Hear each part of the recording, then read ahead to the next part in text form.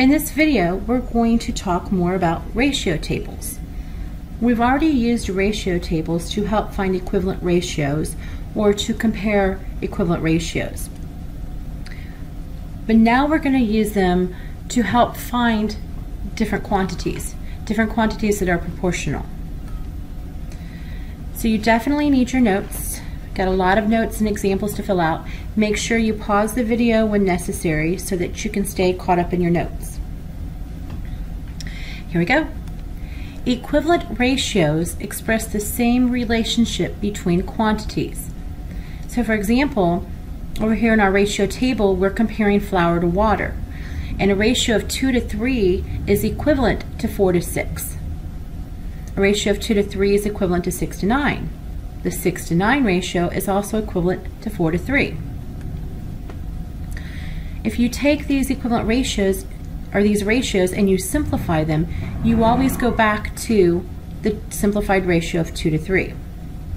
So you can look at this as doubling the ratio, 2 to 3. If we double it or list the multiples, we get 4 to 6. You can think of it as using a scale factor.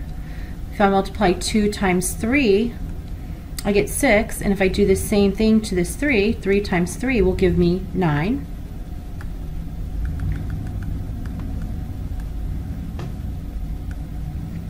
So we have learned that ratio tables can help us organize to find equivalent ratios. Okay, to make a cleaning solution, you mix 1 cup of bleach with 16 cups of water. How much bleach should you mix with 48 cups of water to get the same strength of cleaning solution? So we want to keep the ratios the same. Okay, we have a ratio of 1 cup of bleach to 16 cups of water. Keeping it same, if we have 48 cups of water, how much bleach do we need? Okay, so this is our ratio table, and we're wanting to find this unknown amount right here. So just do what we do with the ratio tables. You could list your multiples. Okay, 1, next would be 2, and if I double 16 I get 32. Then if I triple it and go to 3, triple the 16, you would get the 48. So how many cups of bleach do you need? If you have 48 cups of water, you would need 3 cups of bleach. That's one way. Another way is just to use a scale factor. I can go from 16 to 48 by multiplying by a scale factor of 3. So I'm going to use the same scale factor and multiply 1 times 3, and I get 3. Both methods work when using a ratio table to find the unknown amount.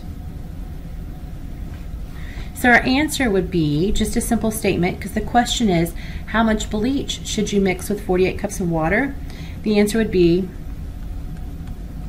3 cups bleach. Joey Chestnut won a hot dog eating contest by eating 66 hot dogs in 12 minutes. Oh my. If he ate at a constant rate, that means keeping it proportional, then how many hot dogs did he eat every 2 minutes? So here's our ratio table. We have our labels. We're comparing hot dogs to time in minutes. We're given the beginning ratio of 66 hot dogs in 12 minutes. So there's the 66 to 12. And what we're doing is we're changing the minutes to a 2. So we need to find out how many hot dogs. A couple of different ways you could do this. You could see that I can simplify both by 6, so divide both by 6, and you get 11. I'm sorry.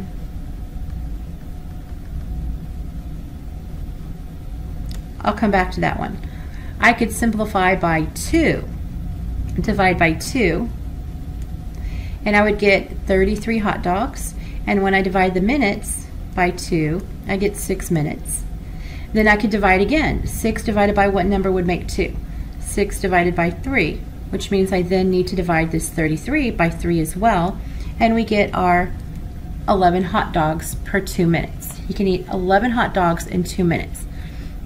And what I was starting to do at the beginning was you could bypass this middle step right here, and you could just go straight from 66 straight from 12 to 2 by recognizing that we need to divide by 6. Do the same thing up here. 66 divided by 6 is 11. 12 divided by 6 is 2. Either way, you get the same answer, 11 hot dogs. So what exactly are we doing here? Multiplying or dividing related quantities by the same number is called scaling. We always scale by multiplying or dividing.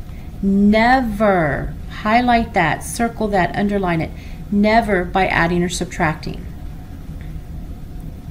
We always multiply or divide. That keeps everything equivalent or proportional.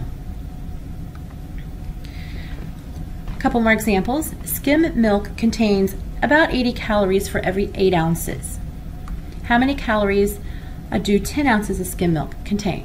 So what are we comparing? We're comparing 80 calories for every 8 ounces. So set up our table, we're comparing milk to calories. Or you could have it the other way, calories to milk. Since our table's already set up this way, we have 8 ounces of milk is 80 calories. We want to know how many calories does 10 ounces of milk have.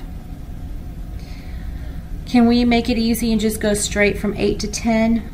No, there's no scale factor we can multiply by, and it is multiplication because we're getting larger. But we can't multiply 8 by anything to make it 10. So sometimes you're going to have to scale back, meaning you're going to have to make a smaller ratio. Then you can scale forward and make it larger. So if I scale back 8, I could divide by 4. I could divide by 2. But you want to think to yourself, you want to find a common factor between the starting point and our ending anchor points. So from the 8 to the 10, what is a common factor that they each have? If I divide by 2, that's going to give me a 4. But is 4 a common factor for 10? No. But they each have a common factor of 2, don't they? So I could divide 8 by 4 to make the 2. Can I also divide 80 by 4? You sure can. 80 divided by 4 is 20. Now that I have the common factor of 2, I can take this 2 and I can multiply it by a scale factor to make 10. And that scale factor would be 5. 2 times 5 is 10. Then I have to do the same thing to the 20. 20 times 5 will give us 100. So how many calories do 10 ounces of skim milk contain? They contain 100 calories. We're keeping everything proportional. Nothing is changing. Let's come down here. In scaling, the number we multiply by is called the scale factor. The scale factors here would be, what did we do first? We divided by 4,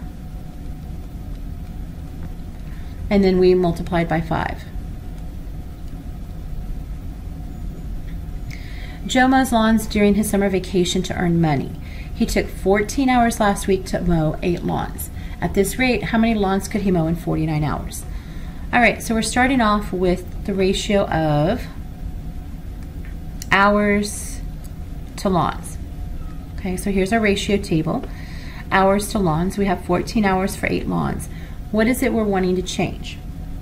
We're wanting to change the hours to 49. So that's going to come up here in the next table, next row, next column. And we want to find how many lawns. This is what we're looking for. Okay, there is no number we can multiply 14 by to make a 49, so this is where we're going to have to scale back first and then go forward.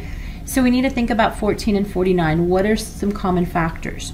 The only factors to make 14 are going to be 1 times 7, 1 times 14,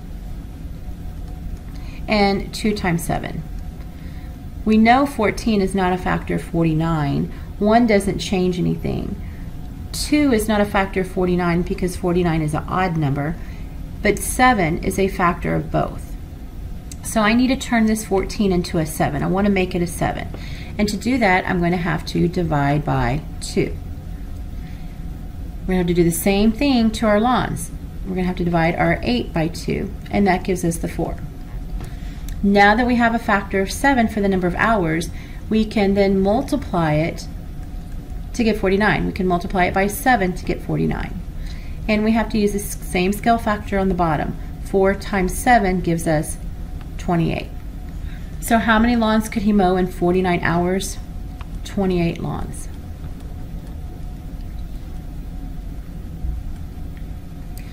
Our last two examples, this time we're going to actually create the ratio tables ourselves. We're going to fill in the labels. Frederick earns $8 an hour tutoring. What are we comparing here? We're comparing money earned to time, to the number of hours. $8 an hour. So I'm going to put down money, dollar symbol, and hours. Put down the rate that you know, $8 an hour. An hour means for 1 hour. He makes $8. How much does he earn after 4 hours? So we want to go from 1 hour to 4 hours. And we're looking for the money amount. How much money will he earn? Couple of different ways you could do this. You could go through your ratio table and list the multiples, 1, 2, 3, and then your 4, and do the same thing with the 8. 8, 16, 24, 32, and you would get your answer of $32 for 4 hours. Or you could use the scale factor. I want to go from 1 to 4. What scale factor can I use? I can multiply by 4. So do the same thing and go from 8 to 32. Multiply 8 times 4, that gives you your 32. The fun thing about ratio tables is there's different ways to look at it. There's another way you could look at it as well. You could say, I can go from 1 to 8 by multiplying by 8. So let me do the same thing with the 4. I want to use the same scale factor, so if I multiply 4 by 8, it gives me my 32. So when we multiplied 8 by 4 to make 32 over here, we were going horizontally. This way, we're going vertically, and you can do that. That's why ratio tables are so fun. There's more than one way to get the answer. So if you're stuck, try a different way. A spider traveled 20 feet in 12 minutes. That right there is telling you what you're comparing, feet and minutes. So I'm going to go ahead and put feet, minutes, and we know that it's 20 feet in 12 minutes.